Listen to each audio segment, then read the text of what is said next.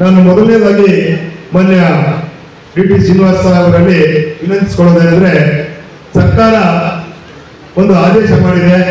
2015ಕ್ಕಿಂತ ಮೊದಲು ಖಾಲಿಯಾಗಿರ್ತಕ್ಕಂಥ ಹುದ್ದೆಗಳನ್ನು ಮಾತ್ರ ನೇಮಕ ಮಾಡಿಕೊಳ್ಳೋದಕ್ಕೆ ಅವಕಾಶವನ್ನು ಕಲ್ಪಿಸಿದೆ.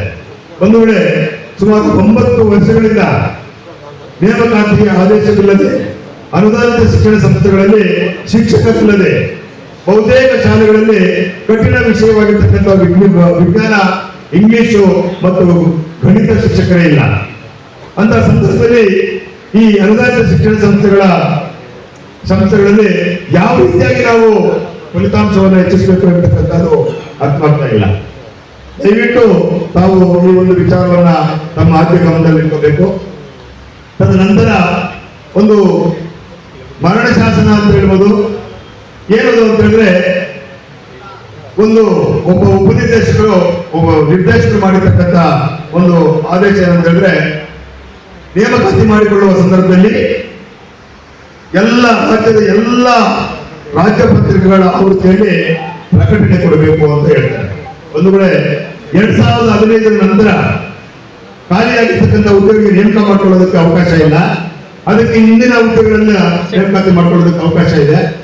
9 ವರ್ಷದಿಂದ ಶಿಕ್ಷಕರಿಲ್ಲ. ಹಾಗಾಗಿ ಆಡಳಿತ ಮಂಡಳಿಯವರು ಸ್ಥಳೀಯ ಶಿಕ್ಷಕರನ್ನ ಏನೋ 1,000, 2,000, 3,000, 5,000 ಅಂದ್ರೆ ಜಾಸ್ತಿ. ಕೆಲವು ಕಡೆ ಅದು ಕೊಡದೆ ಆನ್ಲೈನ್ ಸರ್ವಿಸ್ ಮಾಡ್ತಾ ಇರ್ತಾರೆ. ಯಾಕಂದ್ರೆ ಮುಂದೆ ಏನಾದ್ರು ಒಂದು ಅವಕಾಶ ಸಿಗುತ್ತೇನೋ ಅಂತ. ಹಾಗಾಗಿ 2015ರಿಂದ ಕೆಲಸ ಮಾಡ್ತಾ ಇರ್ತಕ್ಕಂಥ ಅನೇಕ ಶಿಕ್ಷಕರು ರಾಜ್ಯ ಮಟ್ಟದ ಪತ್ರಿಕೆಗಳಿಗೆ ಕಟ್ಟಾದಾಗ ಹೆಚ್ಚಿನ ಮೆರಿಟ್ ಇರ್ತಕ್ಕಂಥವ್ರು ಅಪ್ಲಿಕೇಶನ್ ಹಾಕ್ತಾರೆ. ಒಂದೇ ಒಂದಿನ ಕೆಲಸ ಮಾಡದೇ ಇರ್ತಕ್ಕಂಥವ್ರು ಬೆಳಗಾವಿಯಿಂದ ಬಂದು ಬೈಕೂರಲ್ಲಿ ಉದ್ಯೋಗ ಮಾಡ್ತಾರೆ ಅಂತ ಹೇಳಿದ್ರೆ, ಆ ಬೈಕೂರಲ್ಲಿ 5 ವರ್ಷಗಳಿಂದ 9 ವರ್ಷಗಳಿಂದ ಸೇವೆ ಮಾಡಿರ್ತಕ್ಕಂಥವರ ಗತಿ ಏನು ಇರ್ತಕ್ಕಂಥದನ್ನ ತಾವು ದಯವಿಟ್ಟು ಮನಗಾಣಬೇಕು. ಇದನ್ನ ದಯವಿಟ್ಟು ಈ ಪತ್ರಿಕೆಯ ವಿಚಾರವನ್ನ ಸಡಿಲಗೊಳಿಸೋದಕ್ಕೆ ಪ್ರಯತ್ನ ಮಾಡಬೇಕು ಅಂತ ಹೇಳ್ಬಿಟ್ಟು ಈ ಮೂಲಕ ತಮ್ಮಲ್ಲಿ ಸರಳೀಯವಾಗಿರ್ತಕ್ಕಂಥ ಪ್ರಾರ್ಥನೆಯನ್ನ ಮಾಡ್ತೇನೆ.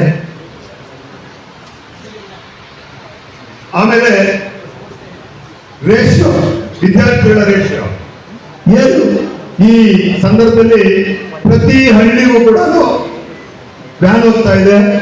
ಖಾಸಗಿ ಶಾಲೆಗಳ ವ್ಯಾನ್ ಹೋಗ್ತಾ ಇದ್ದಾರೆ. ಅದೇನು ಫ್ಯಾಷನ್ ಗೊತ್ತಾಗ್ತಾ ಇಲ್ಲ. ಎಲ್ಲ ವ್ಯಾನ್ಗಳಲ್ಲಿ ಖಾಸಗಿ ಶಾಲೆಗಳು ಕಳಿಸ್ಬಿಡ್ತಾ ಇದ್ದಾರೆ. ನಮ್ಮ ಪ್ರಸಾದ ರೆಡ್ಡಿ ಸಾರ್ ಅವರು ನನ್ನ ಬೈಕೊಂಡ್ರು ಪರವಾಗಿಲ್ಲ ವಿಚಾರವಾಗಿ ಹೇಳ್ತಾ ಇದ್ದೀನಿ. ಏನಂದ್ರೆ ಮಕ್ಕಳೇ ಇಲ್ಲ ಇಲ್ಲೋದ್ರು ಕೂಡ ಸರ್ಕಾರಿ ಶಾಲೆಗಳಿಗೆ ಮತ್ತು ಅನುದಾನಿತ ಶಾಲೆಗಳಿಗೆ ಸೇರೋದಕ್ಕೆ ಮಕ್ಕಳೇ ಇರುವಂತಹ ಸಂದರ್ಭದಲ್ಲಿ ಗ್ರಾಮೀಣ ಪ್ರದೇಶದಲ್ಲಿ ಒಂದು ತರಗತಿಗೆ ಕನಿಷ್ಠ ಪಕ್ಷ 30 ವಿದ್ಯಾರ್ಥಿಗಳು, ನಗರ ಪ್ರದೇಶಗಳಲ್ಲಿ 70 ವಿದ್ಯಾರ್ಥಿಗಳ ರೇಷಿಯೋನ ನಿಗದಿ ಮಾಡಿದ್ರೆ ನಾವು ಎಲ್ಲಿಂದ ತರಲಿ ಮಕ್ಕಳನ್ನ?